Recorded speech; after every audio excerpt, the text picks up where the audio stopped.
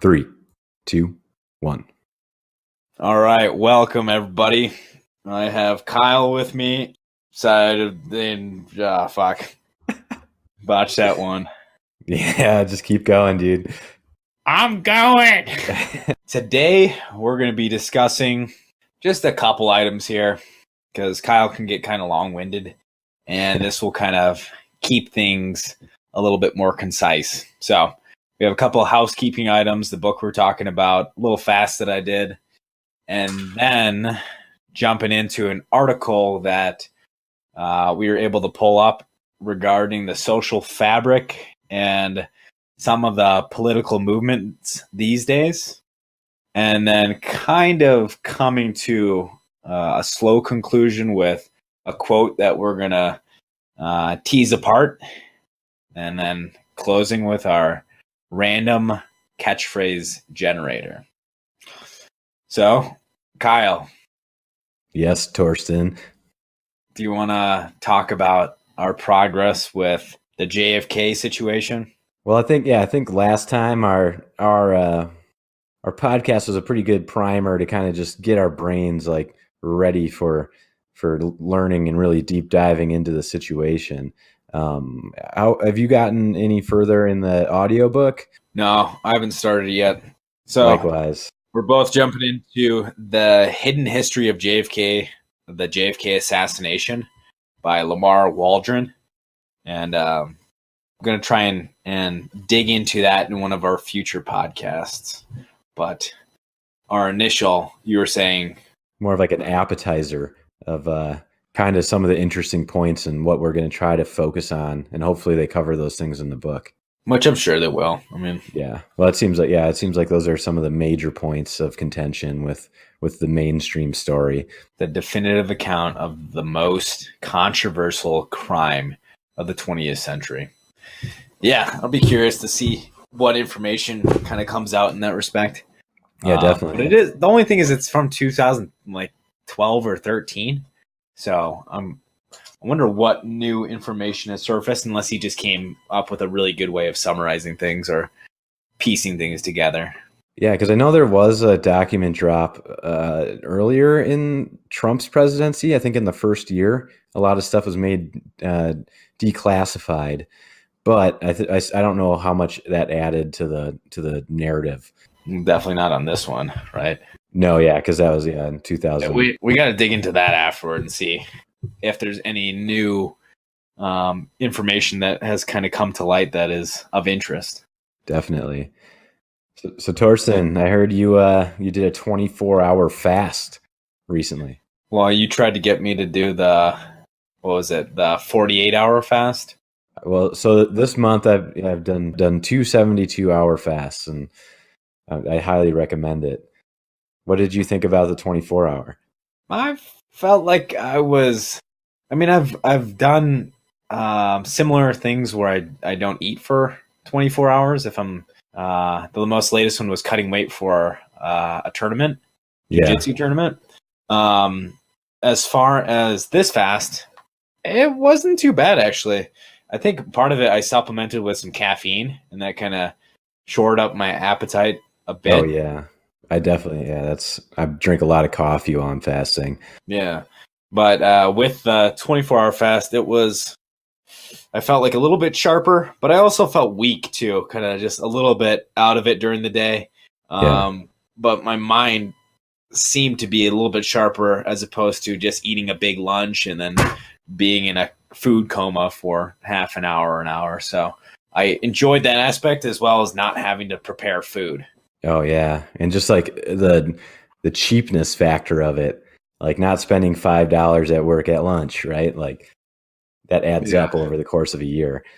And what do you make for lunch that's only $5?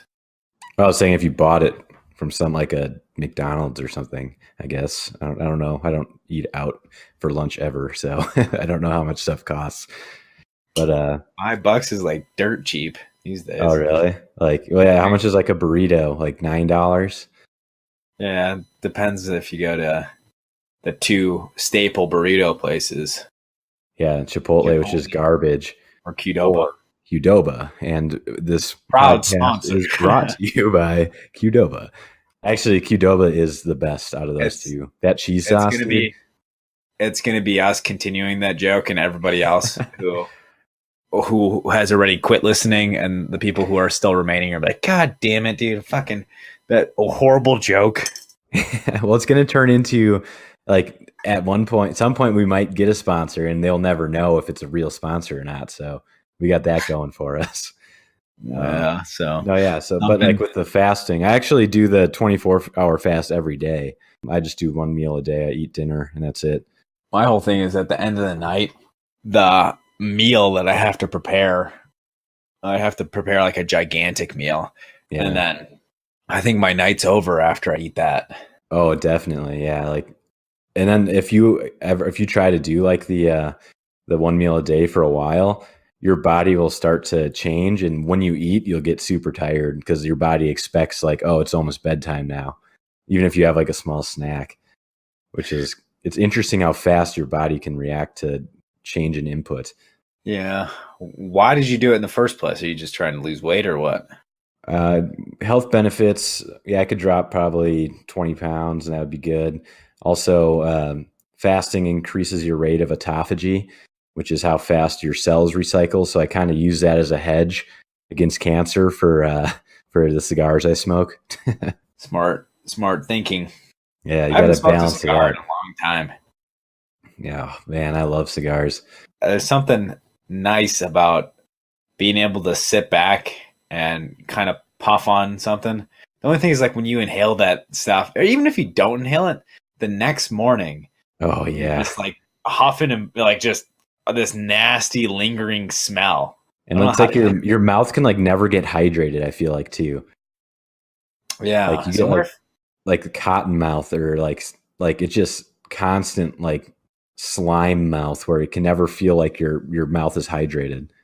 I wonder if there's a way of like combating that. Yeah, I don't know. Is your girlfriend always pissed when you come home reeking like cigar smoke and just awful? Well, I mean, you have awful breath in general, right?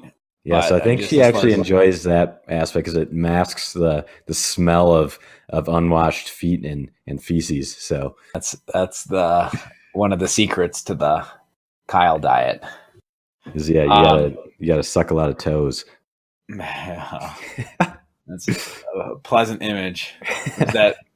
There's that guy who I don't know where that came out on like Instagram. The guy, like, it looked like some middle-aged guy sucking on his middle-aged wife's toes. Yeah. And someone's like, "Oh!" like, recording it.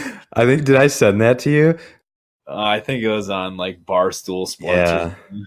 Oh man, that was rough. He wasn't just like sucking on him. He was like putting it like down his throat, man. Like that was some big toe energy right there, which I think the caption was on Barstool.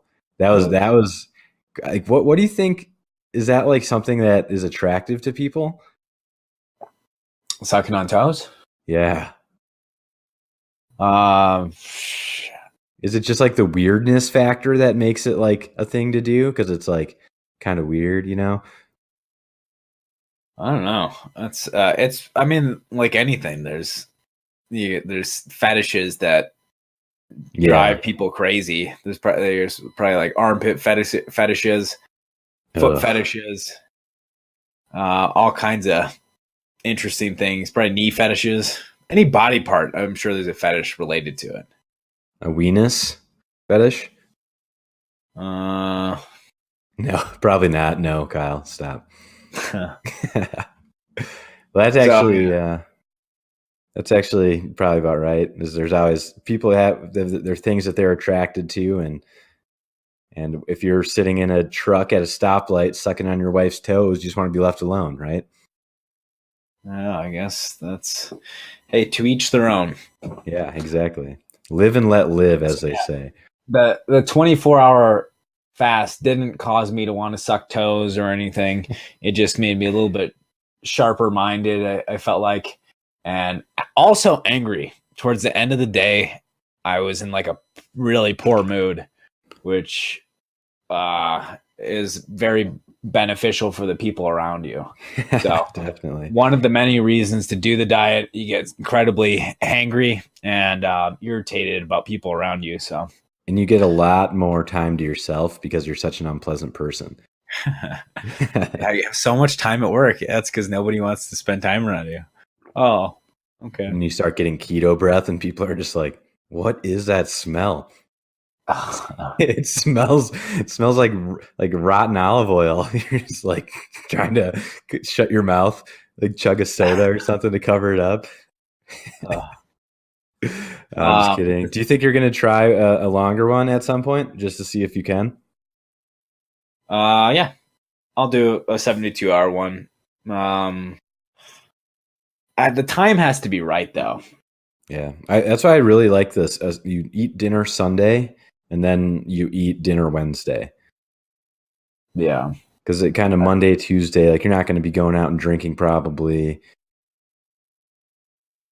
and you're really only missing 2 meals then, or 2 dinners. 2 dinners, yeah, but then that's a lot of lunches to miss. That's a lot of breakfast to miss. So yeah, the whole thing scares me a little bit. But I don't know. It'd be interesting just for the health benefits to give it a shot. And also just, I think that in terms of feeling what it's like to not eat for that long, because, like the entire planet is not as well fed as Americans. So it'd be interesting just to do the diet and see, just get a little bit more perspective as far as other people too, I think. Yeah, what it's like going without food for multiple days. Yeah. So I'll do it soon. Probably make an announcement here somewhere, but not this week. The 24-hour was enough to get a taste of it, but going back to the regular minimum 3 meals a day. Yeah. Well, I think like the discipline aspect of fasting too is important, because like it's an easy thing to just be like, well, I'll just have a snack, screw this, I'll do it next week. But yeah, like just being able to sit there and be like, people are eating around you and you're just sitting there like, I'm not doing this. Just angry. So the only time I ever got angry is I did a 5-day fast. Oh man. Which is ate dinner Sunday, did an entire work week, and then ate dinner Friday. And every single day that week, I used to sit next to a little heavier set younger woman. And the third day, she had nachos, but instead of chips, it was tater tots. So it was like tater tot nachos, and just was the best smelling food I've ever smelled in my life. And then she had a pile of them. It was like 3 pounds of tater tots. Did you end up screaming at her like, put that away? They're like, oh, get out of here now. Yeah. And then the next day she got an entire like medium pizza. Oh my God. And it just smelled so good. And then the third day, I think she was watching her weight a little bit. She got a salad, which probably was equally good at that point in time in the diet. Yeah, well, yeah, especially because that was like the night I was eating, and like I was looking forward to it. So I was like, I'll eat literally anything right now. Yeah. All right, you want to jump into that article, the Ben Shapiro one? Yeah. So I found an interesting article. I think hits right on point with just our society right now, where we're standing in the United States, and basically kind of I guess you'd call it Democrat versus Republican, even though I don't really follow any of those. Like, I'm not going to be either of those parties ever. Or do you think you would ever be one of those parties? Like a party person? I mean, you're kind of forced to be in terms of like the presidential race, but in terms of, I think it's good to have just an overall understanding of things so you can question both sides and figure out what sounds best. But in terms of the 2-party system, I think it's created a ridiculous amount of separation, and where we have like one of the most decisive political atmospheres today. So definitely, yeah. And it's like pure tribalism, us versus them on both sides. And so this article starts out, Ben Shapiro writes that over the weekend, Alexandria Ocasio-Cortez who is a new representative from New York. She was at South by Southwest down in Texas, and she basically just said the entire time how capitalism is like the worst thing that's ever happened in the modern world and in the West specifically. So, Torsten, do you think that capitalism is necessarily a bad thing? AOC's perspective, capitalism is the worst thing ever, and that socialism is what is going to help solve our capitalistic caused crisis. What's your question to me? Do I think that?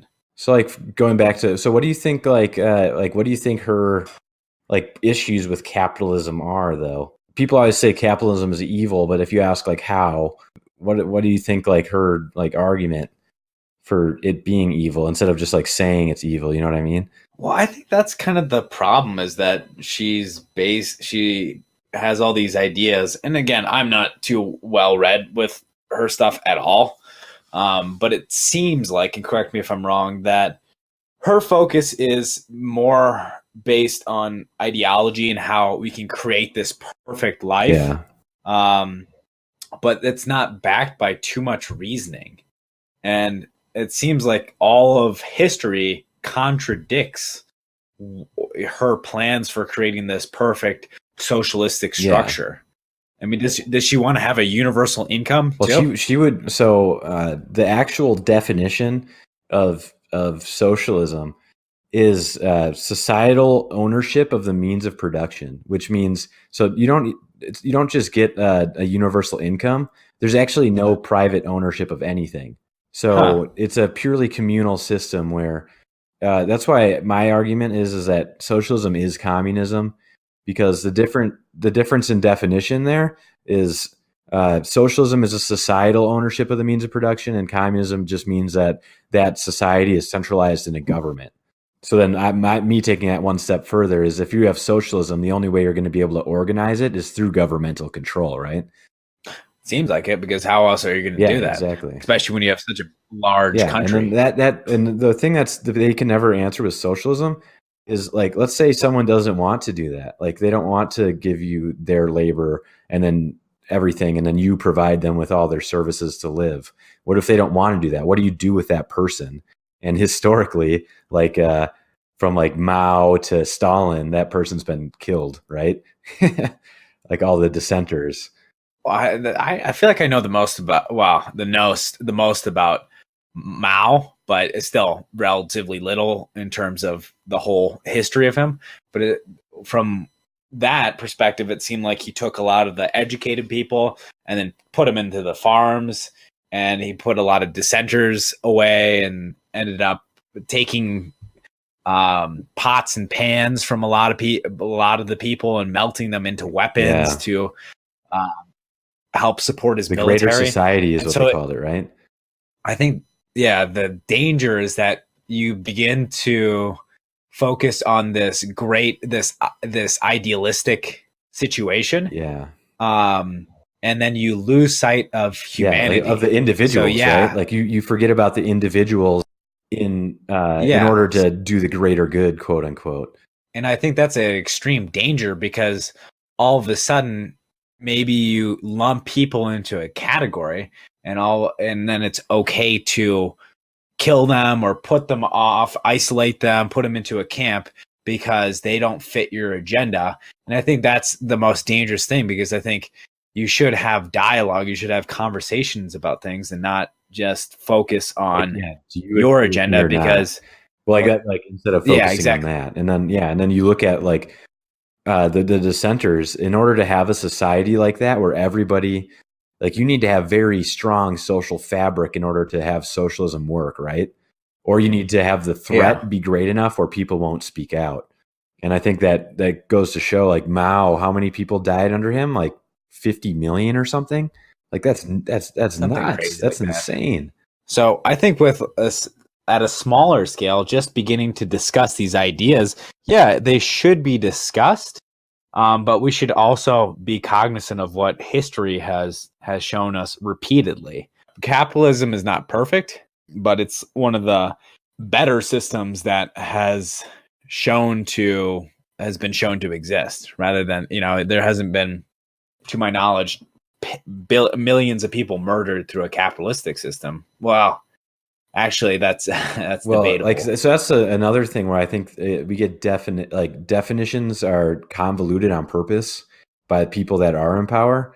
So like people would try to tell you that we live in a capitalistic society right now, but I would argue that we are in a crony capitalist that's almost worse than socialism, where the only people who really get a good chance are people who can afford to lobby and get the laws changed in their favor, instead of, and that is just a symptom of a large centralized body of governance that holds all the power.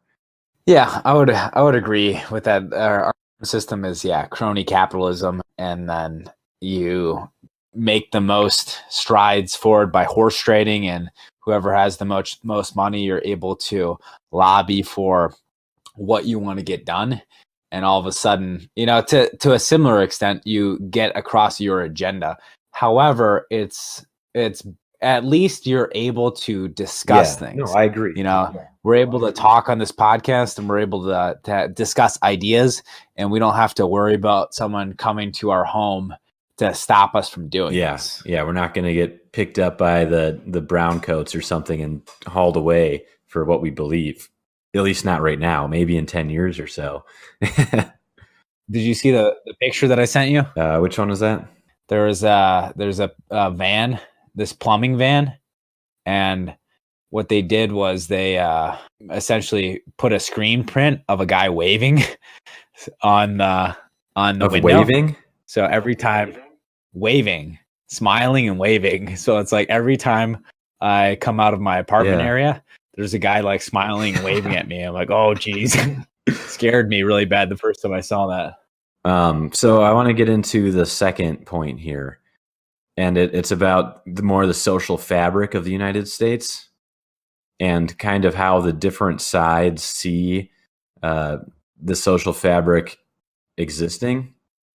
And I think a lot of the progressive left sees the government as the unifying factor for all Americans, where the right sees more of social membership in various activities and clubs like churches and stuff like that. So like the social fabric just in general is a group of people's sense of community and wanting to help each other like in that community and be active part of it. The left side, especially the progressives, see the single cohesive unit that kind of brings everyone together as the government.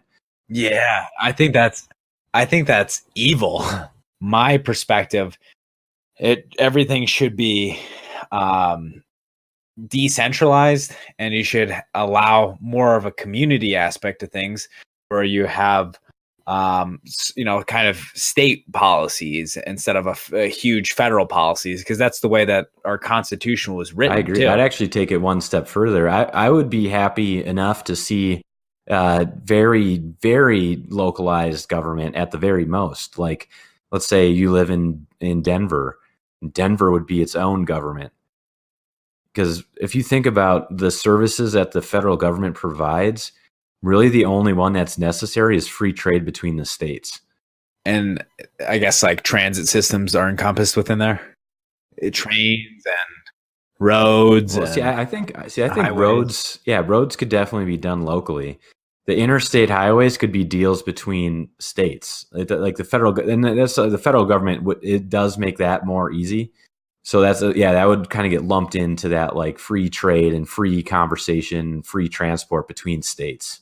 Yeah, I think one of the most important things I heard somewhere is protecting the rights of the minority. So having someone who wants to state their opinion and allow them to speak freely, they should be able to practice their religion and say what they want to say, as long as it's not infringing upon other people. It's like the non-aggression principle. What is the non-aggression principle? So exactly. That's like the base tenet of libertarianism. And basically what it says, like if you had to break it down super easy, is it's basically, so good neighbor, don't lie, don't cheat, don't steal from me.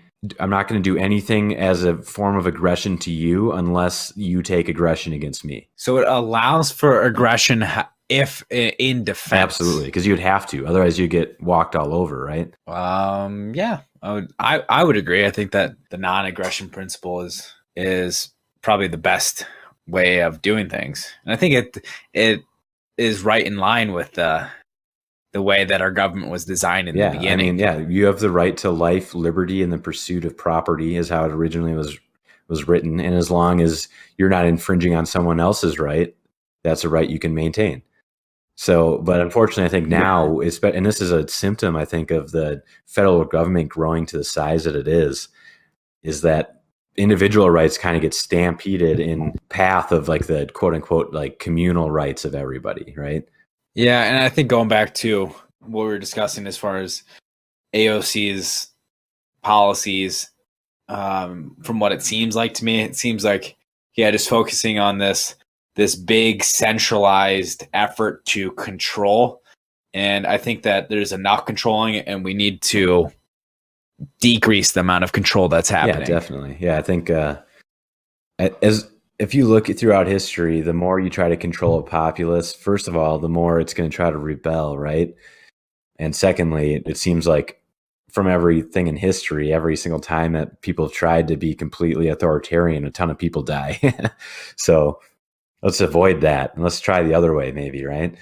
Yeah, that seems like a better way of doing things. So that's the scary thing, is that these ideas of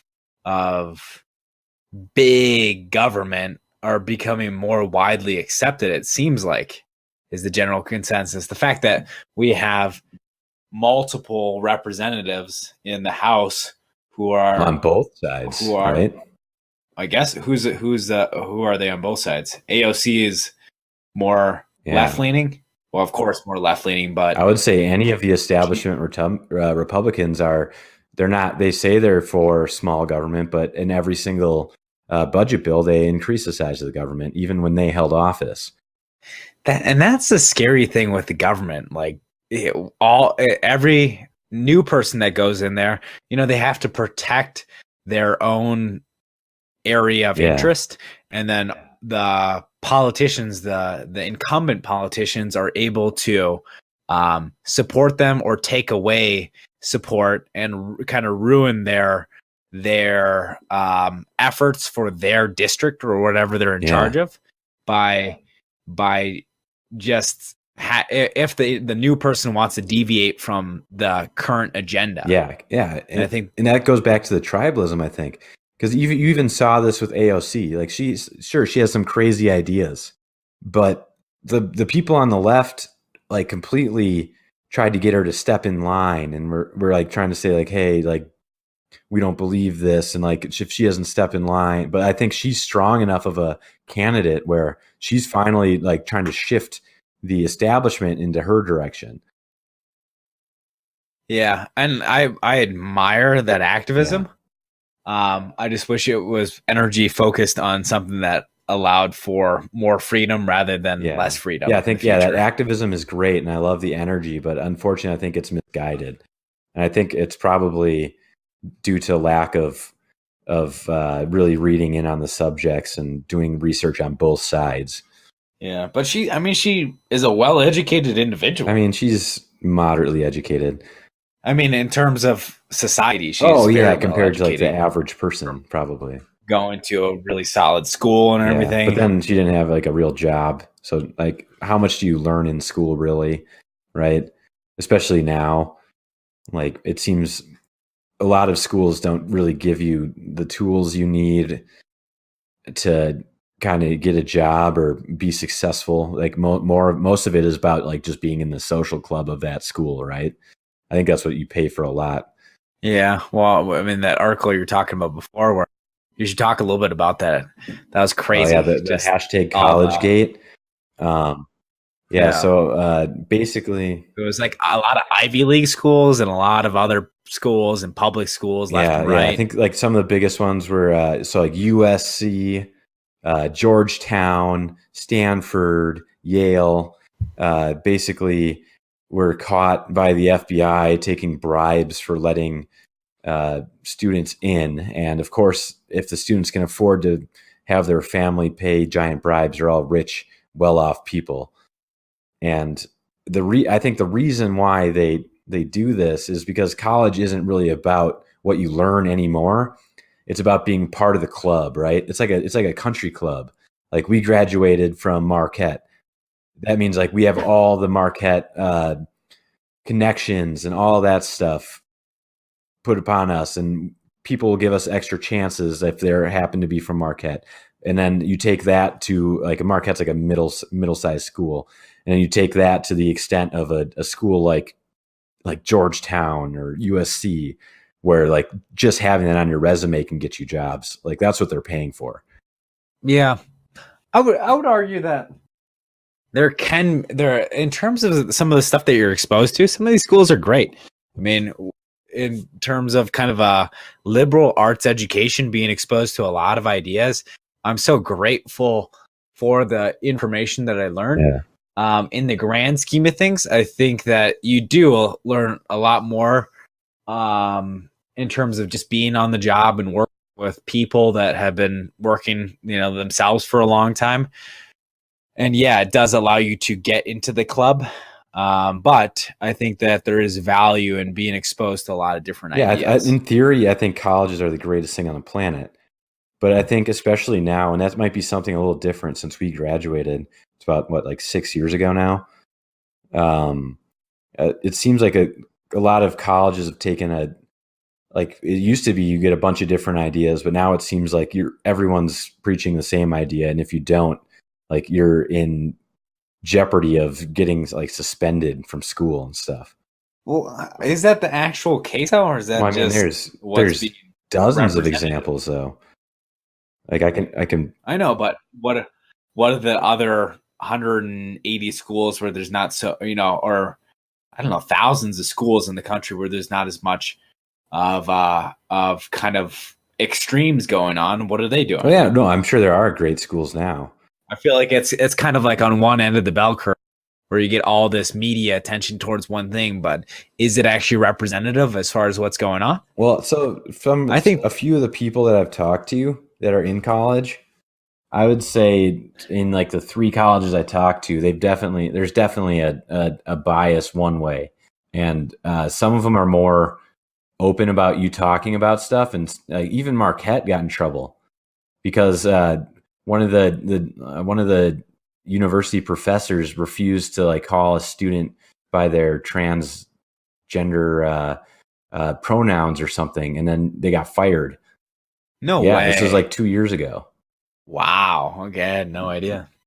That's insane. Well, it makes sense though, because a lot of the people who take those kinds of teaching jobs, like the vast majority, lean one way, right?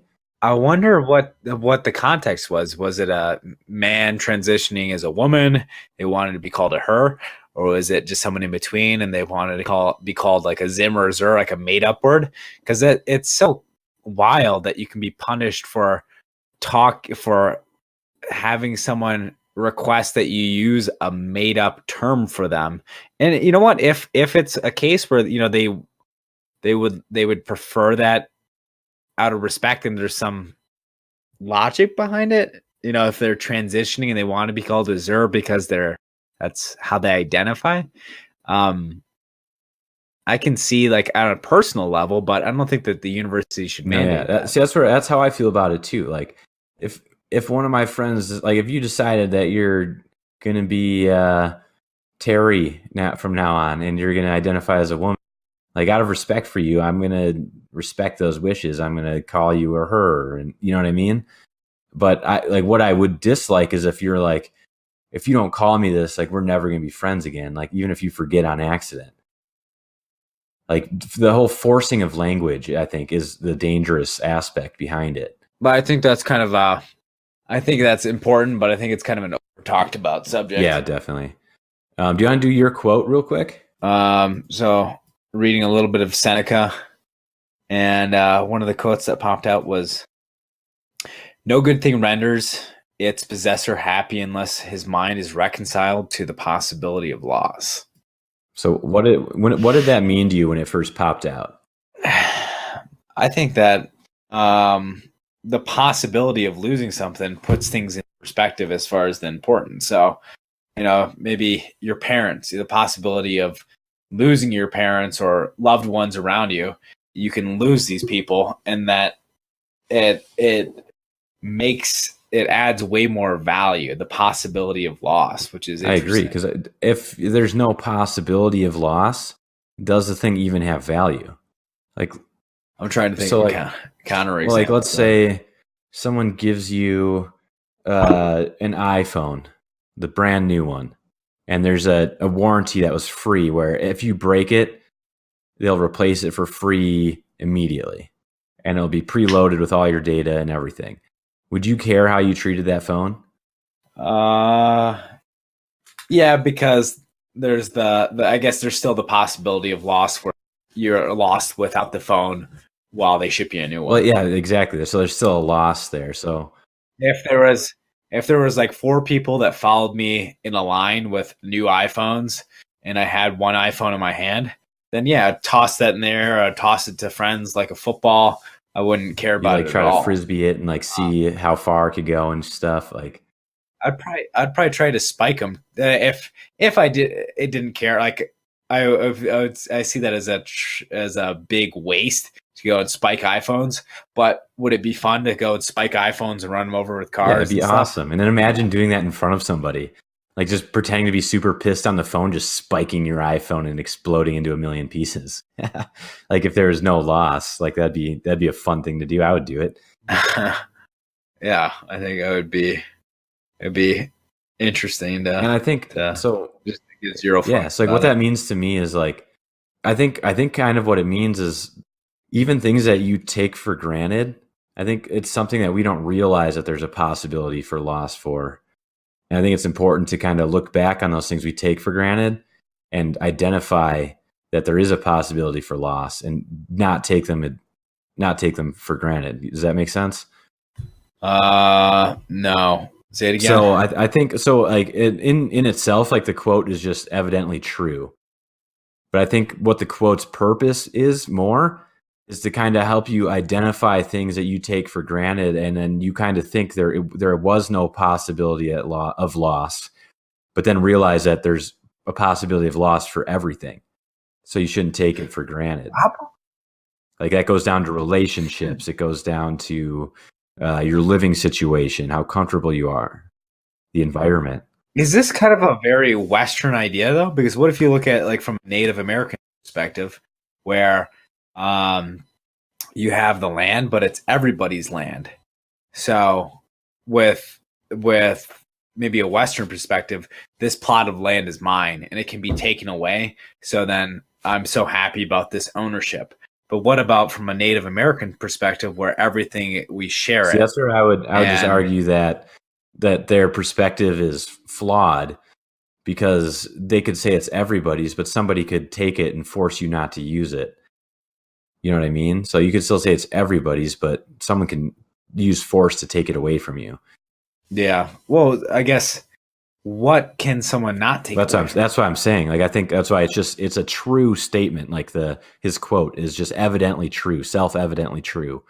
And I think the purpose of it is to kind of look at the things that we take for granted and then realize that these things can be lost. And these things that they are in our lives should make us more happy.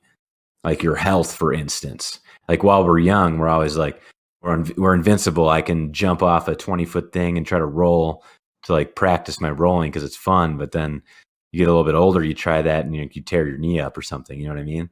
And that's like one of those things that you never really think about. Like your health doesn't make you happy. But then when you're older, when you stop taking it for granted, your health can definitely make you happy.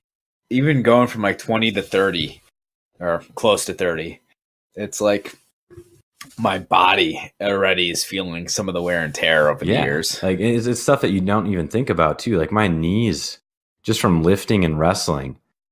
Like I have to be careful. I have to warm up adequately before I try like intense Go on sports the or something. treadmill for 10 Yeah. minutes. My thing is my shoulder. My shoulder is kind of tweaked. Something happened with like in the past where my shoulder got ruined, and never something substantial in the moment, but I think over the years it has slowly eaten away, and so my shoulder feels very tense at times that I'm like, wow, like this is just pointing at getting older. So I'm just in terms of the decades going from like 10 to 20 to 30 to 40s to 50s, like I just imagine my grandma being there at 95, and what gets her is getting up out of the chair. I'm like, and oh, all the man. wear and tear that was led up to that. And yeah, so does that kind of make sense to you where I'm coming from that quotes perspective, where I think the purpose of the quote is kind of to remind you of those things, because there really is nothing in life that doesn't have a possibility of loss. What about just kind of like mindfulness? Oh, that could definitely get lost. Alzheimer's. Yeah, I guess so. There was a guy named Shinzen Young who they have he needs this drug so he doesn't kind of lose his edge or something. There's some type of drug that, and when he's off of it, he's basically senile. Oh, really? And his argument was that he still could possess calmness and a state of mind through his decades of practice. Except for if he doesn't have the drug. Well, even in that state, I believe it was his argument that he could still possess kind of this calmness. But I don't know. It seems like if you lose that completely, if you who you are, then any type of training you've done is gone. Yeah. Yeah, because if you're a completely different person at that point, your discipline and training doesn't really come into it, right? Yeah, but I think as far as the Native Americans' perspective, if everybody is sharing the land and infinite resources, apparently, then can you lose out when you land can be taken away, but you can always grow. So can you just always be happy even if the possibility of loss of land doesn't exist? See, that's right. I think the loss of land was one of their oversights, because you can absolutely be denied land, right? It happened to them, yeah. That's what I'm saying. And they can keep moving, but they can keep being denied too. So that's where the non-aggression principle I think works out great. Is we can all share this land if we want. If that's what's up to all of us, that's great. Let's all share it. We can be communal about it. But if you try to forcefully keep me off this land, I'm gonna retaliate, right? Oh, is that if you're all sharing it? I don't know. It becomes convoluted. So one person decides that you're not part of the shared group anymore, unless you're the one causing all the issues in the shared group. Well, yeah, maybe if you're being selfish and overusing, but but the point still is if that's what they believe, I think that's a faulty belief, just because the land can be denied to them, and it has been many times. I was just trying to think of counterexamples. No good thing renders its possessor happy unless his mind is reconciled to the possibility of loss. See, that's what I like about that. That's it really, I think for me, this might just be my personal perspective, but makes you look into things that you take for granted. And that's where unless his mind is reconciled. So unless you reconcile in your mind that this thing can possibly be lost, whether or not it can actually be lost in real life determines on whether or not that thing is going to bring enjoyment to you. So I would even argue in your Native American example, because in their mind, there was no possibility for loss, that losing that land shouldn't have caused them any ill will. Here I have a counterexample. A child and his mother. The child has no understanding of loss, and yet it is happy biologically with it next to its mother. Yeah, but underdeveloped brain, not fully capable of thought. But I would say that even as you get older, you when you're growing up, you take your family for granted, right? And hanging around them seems like a chore a lot of the times. But then when you get older and you kind of realize that sense of mortality, then that's when it becomes like, oh, I don't really mind hanging out with my little brother, or I don't really mind hanging out with my parents and going out to dinner. You know what I mean? So I think it's a much deeper affection than just this is the thing that keeps me alive, like natural instinct. I don't know. I think that there's something kind of nice about the simplicity of it too. I think that example proves that I think this is from a very rational standpoint, like you were saying, in terms of having lived life and then having this understanding. But I think this, in terms of, no good thing renders its possessor happy unless his mind is reconciled to the possibility of loss. But maybe the simplicity of just a faith that it's always going to exist allows you to be happy. Yeah, maybe.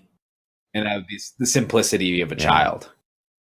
But then again, you can argue is a child's happy, simplistic attitude as meaningful as when you realize that this thing isn't going to last forever and I need to do my best in order to maintain and grow these relationships. You know what I mean? Like as an adult, I would argue that's much more fulfilling. I think you could argue either way, because in terms of the child's perspective, it's infinitely meaningful. You know? Because they don't know anything. There's no doubt there. And that's kind of the cool thing about it. Yeah. So I think a good idea for the next one is, what does the loss of innocence, how does that affect you as you grow older? In terms of having a quote for next time or something? I'll try to look into something and I'll bring up a quote next time. And I'll have you try to dissect it. In the meantime, I have a quote for you, though, from our random catchphrase generator. All right. Well, let's hear it. It says, worship his unexpected charisma, Grandpa. Worship his unexpected charisma, Grandpa. Like comma grandpa. Like you're talking to your grandpa and you're telling him to worship someone's unexpected charisma. I don't get it. Yeah, I don't think it means anything. This is the last few have actually gone really well with what we've been talking about, and this one seems to be like worship his unexpected charisma, Grandpa. Maybe just the grandfather just being stuck in, or maybe it's not even a grandfather. Maybe it's just a person, who's acting like an old person, or not like an old person, but like a person shut down in their ways, and the person's trying to show them, hey, you had a great conversation with him. Appreciate that unexpected charisma that came from your opponent, Grandpa. Like, be more open-minded. I think that's it. That's the way we'll look at that for this conclusion. All right, sounds good. Well, until next time. But wait, time for an ad. Have you ever thought about starting your own podcast? We found that the easiest platform to do this is Anchor. Anchor is a one-stop shop for recording, hosting, distributing, and everything else you need to do to manage your podcast. Best of all, it's free, ridiculously easy to use, and now Anchor can match you up with great sponsors so you get paid to podcast. We've been using this for the entirety of this podcast, and the ease of use is just the best part about it. Go to anchor.fm/start. Anchor.fm/start.